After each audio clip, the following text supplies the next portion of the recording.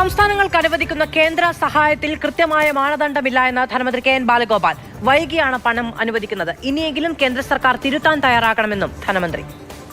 ഒരു ക്രൈറ്റീരിയ കൃത്യമായ ഒരു മാനദണ്ഡം ഉണ്ടാക്കി പാലിക്കുന്നില്ല എന്ന് തോന്നുന്ന നമുക്ക് എത്ര നാൾ കഴിഞ്ഞു, ഒരു വർഷവും കഴിഞ്ഞു, എന്നിട്ട് ഇത്രയും താമസിച്ച് പണം തരിക തുടങ്ങിയ കാര്യങ്ങളാണ് ചെയ്യുന്നത്. കിട്ടേണ്ടത് അർഹമായി ഓരോ സംസ്ഥാനത്തിനും കിട്ടാതിരിക്കുക എന്ന് പറയുന്ന ഒരു വലിയ പ്രശ്നമാണ്. ഇത് ഇനിയായാലും അത് കേന്ദ്ര ഗവൺമെൻറ് കറക്റ്റ് ചെയ്യാൻ വേണ്ടിയിട്ട് കേരളത്തിലെ എംപിമാരുടെ എല്ലാം ഇടപെടലുണ്ടാവണം. BJP നേതൃത്വം, സംസ്ഥാനത്ത് BJP ഉണ്ടല്ലോ, അവരുടെ നേതൃത്വത്തിൻ്റെ ഭാഗത്തുനിന്ന് ഈ ശ്രമം ഉണ്ടാവണം. ധനമന്ത്രിയുടെ മറ്റൊരു പ്രതികരണം കൂടി നമുക്ക് കേൾക്കാം. GST തട്ടിപ്പിൽ സംസ്ഥാന സർക്കാർ ശക്തമായ നടപടികൾ എടുക്കുന്നില്ല എന്ന പ്രതിപക്ഷ നേതാവിന്റെ വിമർശനം തള്ളുകയാണ് ധനമന്ത്രി. കേരളമാണ് GST തട്ടിപ്പിനെതിരെ ശക്തമായ നടപടികൾ സ്വീകരിച്ചത്. കേസുകളെടുത്തു, അറസ്റ്റുകൾ ഉൾപ്പെടെ നടന്നു. ഇനിയും വിട്ടുവീഴ്ച ഉണ്ടാകില്ല എന്നും മന്ത്രി കെ എൻ ബാലഗോപാൽ.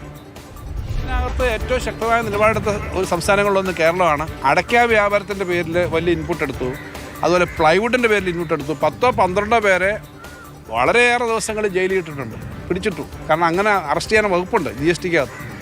ഞാൻ എപ്പോഴും പറയുന്ന GST സംബന്ധിച്ച് ഈ സിസ്റ്റത്തിനകത്ത് പല കുഴപ്പങ്ങളുണ്ടെന്ന് നിരന്തരമായി പറയുന്നതാണ് കേരളം. ആ കുഴപ്പങ്ങളുടെ ഭാഗമാണ്. പക്ഷേ നമ്മുടെ അറിവിൽ പെട്ടെടുത്തോളം അതിശക്തമായ നടപടി എടുക്കുന്നുണ്ട്.